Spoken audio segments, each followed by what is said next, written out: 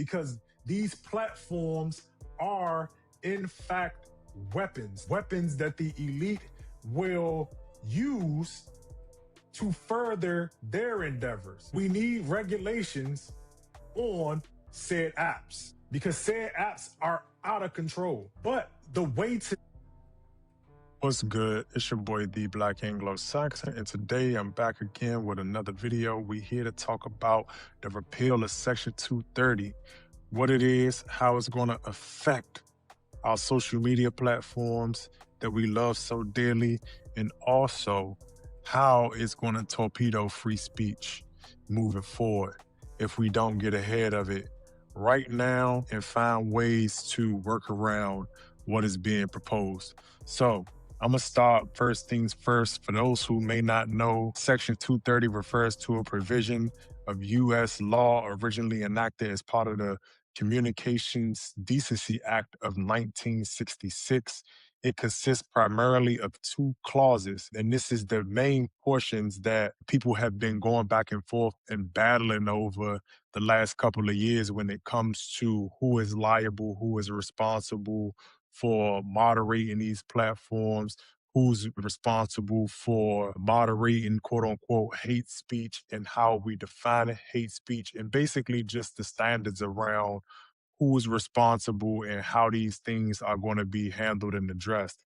So the first thing is platforms, interactive computer services cannot be treated as the publisher or speaker of third-party content. Most people already know that X, Facebook, Instagram, all of these different companies cannot be held liable for what we post, except when it meets the threshold of a legal demerit, whether that be defamation, libel, acts of violence, threats, etc.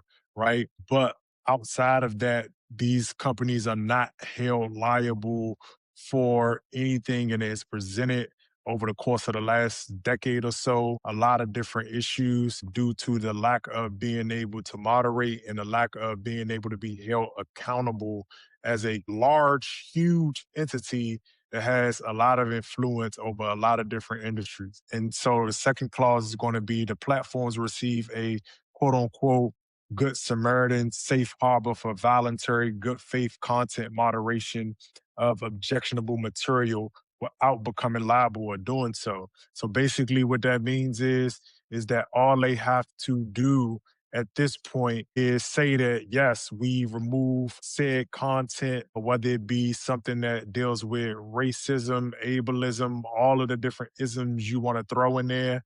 They can just say that if they meet, let's say they get 100 different claims. If you remove 25 of those, you meet the threshold. It's not really a standard that has been set yet as it relates to the content moderation. So they get a good Samaritan tag. And so, websites, forums, social media platforms can host user content without legal liability. Of course, whether it's except when defamatory or otherwise. And then platforms can moderate offensive or illegal content without being treated as the publisher. And so this is very different from how traditional media outlets are governed, standardized, and quote unquote policed, for lack of a better word, because for them, they have accountability, which is why in the past we saw better journalism when people had to go out and actually vet their sources, make sure what they were saying was correct, and not just actually rushing to be the first, the most sensational, or the most viral at the moment. Because as we can see, I know some people will say that our, classic journalists have fell into the same traps as the pseudo journalists of modern times, social media journalists, for lack of a better word, because in some cases I know there are people who do better jobs, but for the most part, there is no standard when it comes to posting on social media as to if you're reporting from the Washington Post, etc., you're going to have editors and a whole bunch of other different people that you have to run that up the chains and ladder through, because they are facing a different level of scrutiny when it comes to the information that they're putting out. And This is built to, or was built to, create a system around managing information or quote unquote disinformation when it comes to being able to control the narratives, make sure that all of these things are on the up and up, and that we've really just had a level of integrity that was present in how we hold accountable and critique the society in power, right? That's why we have that. So I want people to understand that it is good. It is a good reason why we have it. But right now, with the advent of social media, we've created a different beast, and this beast has been not yet found a way to be dealt with accordingly. So the push to repeal, right? The key shifts is the platforms would no longer be broadly shielded from lawsuits over user posts. They could face civil liability for any content harms, whether that be defamation, violent speech, fraud, etc., posted by users. Moderation practices, from removal to algorithmic surfacing, might need legal justification to avoid litigation risk. And so this is going to reshape the platform behavior incentive over moderation. So platforms facing potential lawsuits over user content might adopt a more aggressive moderation as a defensive measure.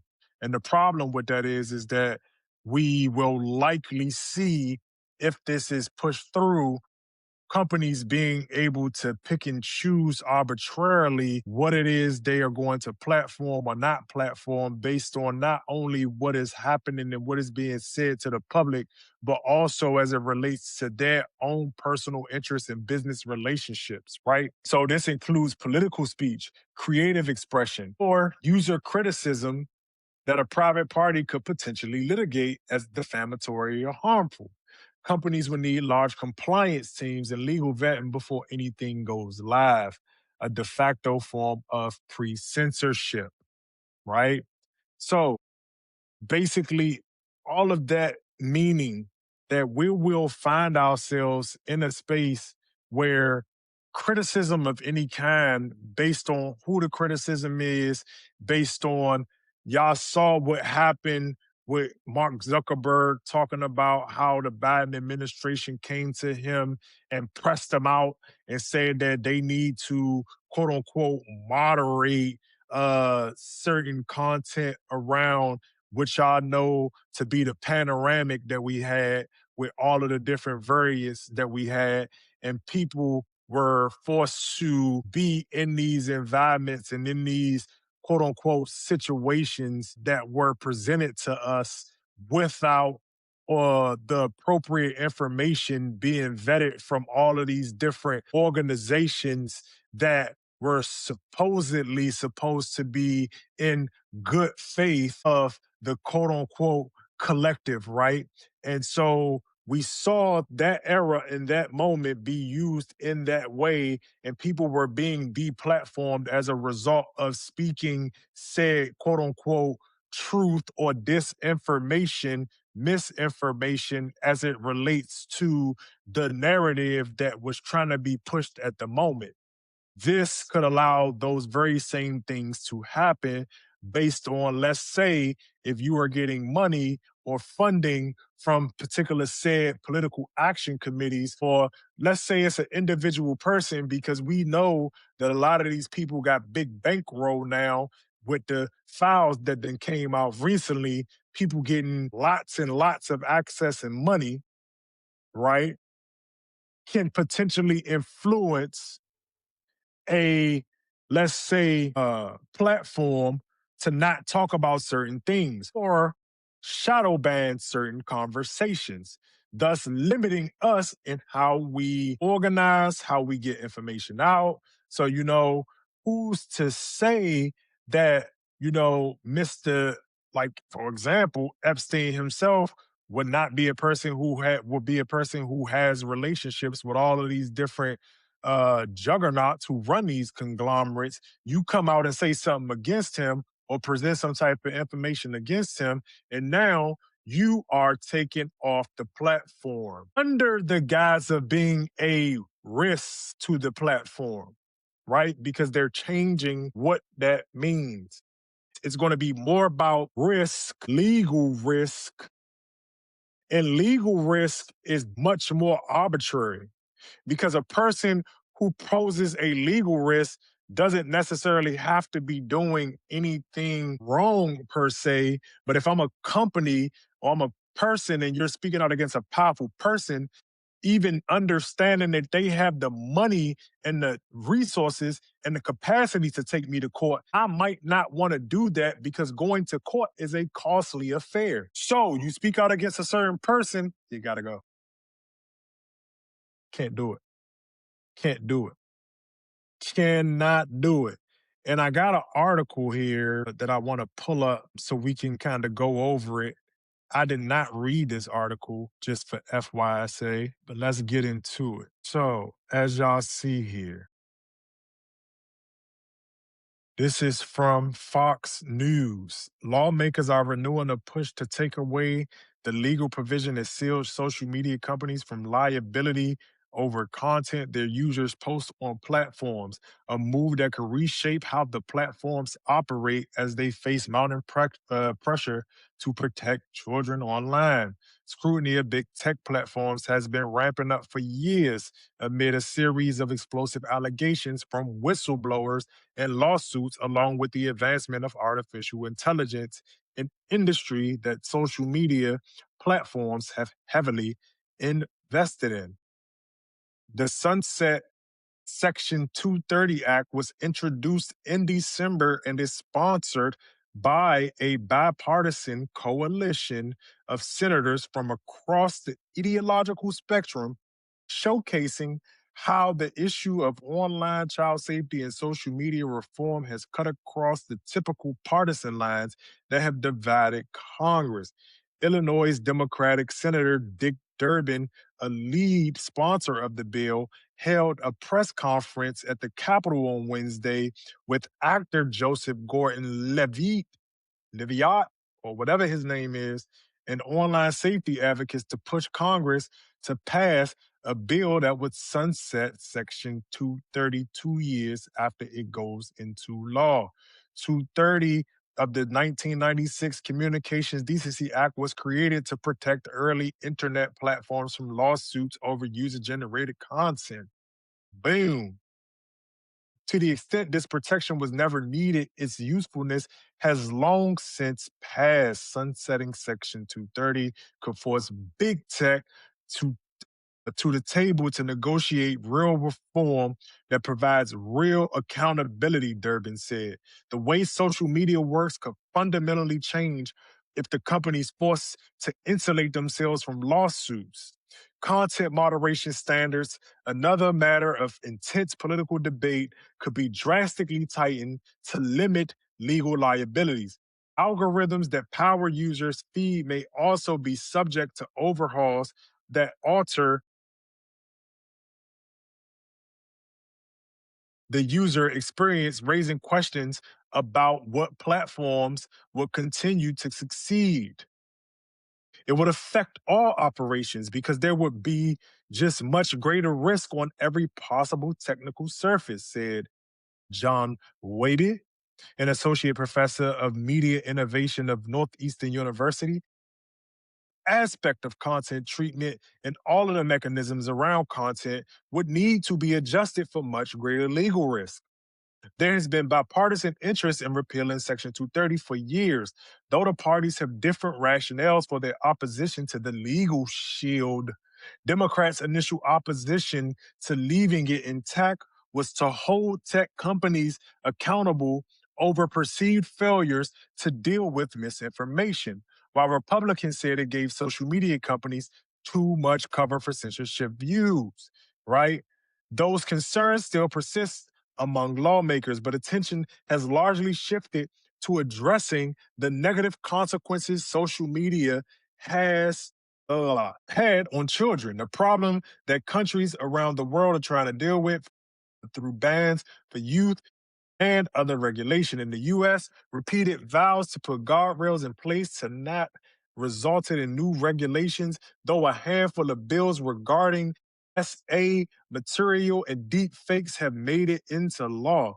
Tech companies have tried to combat the push for regulations with a series of changes to their platforms and heavy investments into programs identifying problematic content, putting limitations on the accounts for underage users and cracking down on bad actors, right? So I'm going to end there because I just wanted y'all to kind of get an idea of what we're dealing with in a narrative that is being spent around it currently, right? Because the narrative is that it is a positive thing, and to some extent it is. But what I always talk about up here, we have to be careful about how we let these things happen, because how they happen is almost equally, if not more important than them happening, right? Because I'm about to get into the weaponization, the WMDs of the 2026, because these platforms are, in fact, weapons, weapons that the elite will use to further their endeavors. It is a reason why Mr. Ellison wanted TikTok. It is a reason why they want access to Silicon Valley, why they want the relationships with their stakeholder groups over there, because they are influential in ways that are unprecedented, because they do not and have not been regulated in ways, because of the complexity and the nuance in terms of how these entities have been created. We have people who have put so much time and effort into research and development that they have weaponized the human psyche against itself. We have platforms and creators of these platforms who don't even let their own children use the platforms. Why? Because of how addictive and how impactful they are, not just to the human anatomy and the human psyche, but the overall environment itself.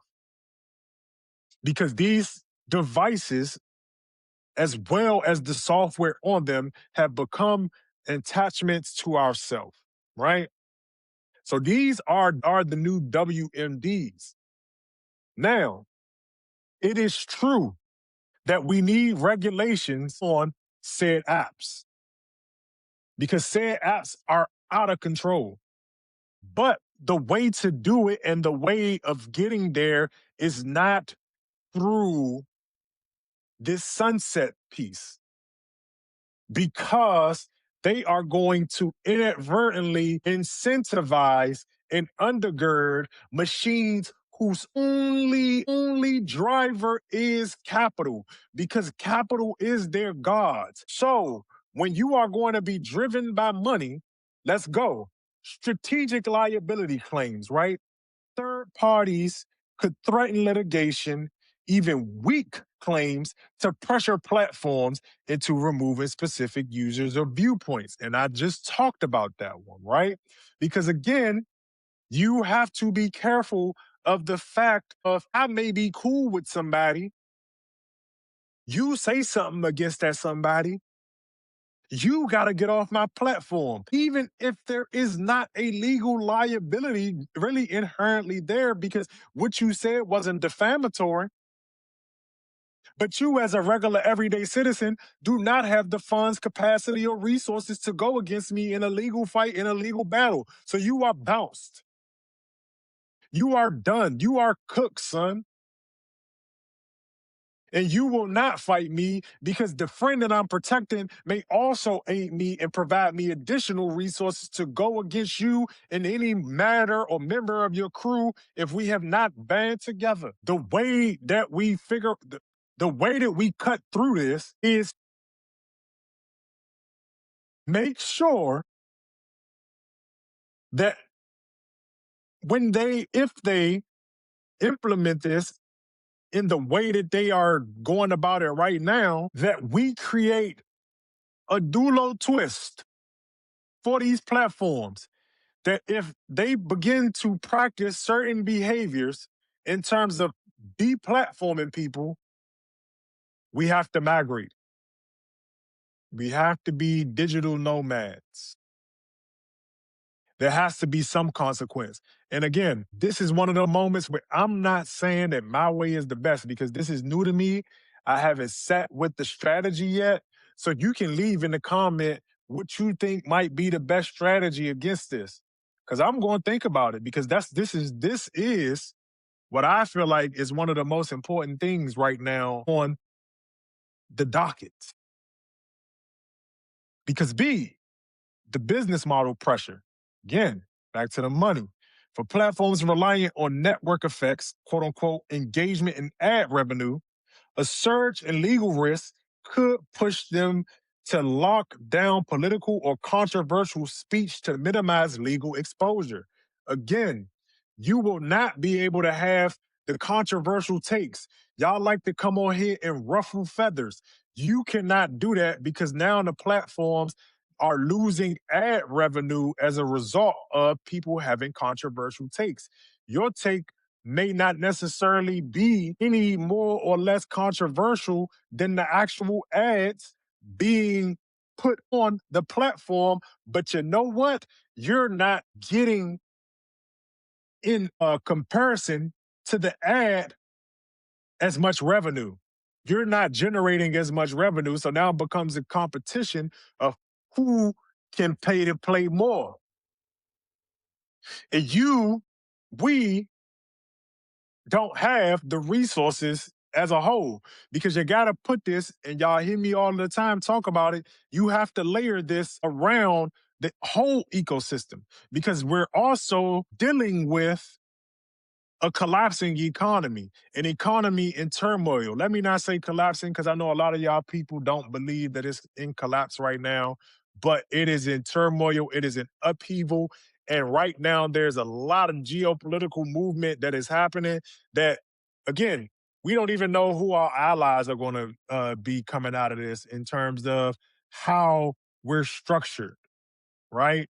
The dollar is and has lost I don't know how much value at this point. I know the last article I saw, they were talking about 10% on the year. I don't know what that number is right now, but we're getting hit with well, we haven't been hit with it on full blown yet, but the tariffs and all of these things are going to kick in. The cost of living is going to continue to rise. I'm not sure if you all have seen Donald Trump say he's going to keep the housing prices for those who own the assets high so that they can be able to make dividends on those if they so choose to sell that asset. And what that means for us and those who do not have assets, the assets themselves will remain high and we will not be able to access them as the average everyday citizen. And for those of you all who are two paychecks away from being the next Elon Musk, I wish you the best. But look, we are in tumultuous times. And this right here is going to be pivotal because if we lose free speech in a de facto manner, we are in trouble, people, because it will further exacerbate our demise and collapse as a society. Because societies don't collapse because they have problems. Societies largely have collapsed because people lose the ability to critique the society. And because people cannot critique the society, we cannot get better as a result of those critiques. That is why freedom of speech is equally and dually important, not just being able to say anything, but we need people to critique the society, right? Algorithm impact. So the system recommends stuff, right? It might be tightened or simplified to reduce alleged harmful amplification. So that means that the algorithm is going to be done and programmed in a way so that certain content can't even make it to the top. That is already being done, but we are going to see a ramp up in that behavior based on what is being proposed right now, right? And this is, again, this has nothing to do with good and evil. This has everything to do with the response and ecosystems. Companies are going to respond. They deal with systems and outcomes. They're not even thinking. They're just responding to, oh, we have these regulations. And since we have these regulations, once these regulations begin to hurt our bottom line, we are then going to move in a different way. And this different way means that we are going to censor people as a result of losing revenue. This is not a good and evil thing, people. This is systems and outcomes. Systems produce their outcomes. Incentive structures produce said outcomes. This is around figuring out how do we re-incentivize or de certain behavior, because you're not going to be able to make the appeal to the corporation or the person. The person, the CEO, all of these people are operating as the corporation. They are not real persons. They're not. Stop trying to do that. It is a fool's errand. You have to figure out a way to throw a rich in that cog and make it start spinning a different way. So again, you could drop them in the comments and let me know, because I haven't really thought about this one, but maybe people who deal with this specific level of expertise when it comes to software programming, etc. Let me know. Let me know what y'all thinking. You got smaller platforms, and this is compliance over expression. Smaller platforms or startups unable to bear legal risk and compliance costs. This could exit the space or adopt default filtering, reducing the diversity and distribution of options for creators. Because again, when you have those regulations in place, and you see it in a lot of different industries, right? You see the bigger, larger conglomerates, when we talk about, let's say, the food industry, right? They can eat that regulation cost. They can eat those costs where you gotta put in extra paperwork, or you got to go the extra mile to have this level of amount of insurance to cover this damage, or to cover that loss or potential loss. They have that. But the smaller businesses do not. That difference in, let's say, $500 of insurance here just to have it, or the licensures that it may take to have certain people and members on your team to be effective, et cetera, is costly now because of these new regulations that have been put in place. And now, because you don't have those smaller businesses, you de-incentivize competition, diversity of thought, as well as the ability to have competitors. And I'm talking about real competitors. So we deal with monopolies. We deal with what I call conglomerates. Conglomerates that function as monopolies. Silicon Valley is the biggest example of one. You have 2 or 3 big, huge players, and those 3 stakeholders work together as a block, and they move as a block. They function slightly different, but they move as a block. And you really can't catapult into that arena because they have all made deals with each other to keep that level of competition at each other. If you don't think it happens, it happens. So we got platform liability for user content. People with the repeal, the reform, they might be potentially exposed. The moderation autonomy might be constrained to legal risk. The litigation as a moderation driver is not good because it changes the incentive structure. And so the bottom line is, you know, creators right now have a lot of leeway in terms of what it is they post, what it is they say, and how it is they make their content. If guardrails aren't put on the companies as regulations, and I'm talking about guardrails that don't just allow them to circumvent the laws or the proposals that are being put in place, we will find ourselves in trouble. And I just want to come to people today that this is something that I think we should be focused on. Again, I'm not a know-it-all. Y'all can leave a comment and tell me what y'all think. But, what do I know? Let me know what y'all think. It is what it is. I'll catch y'all on another one. All right? Be safe.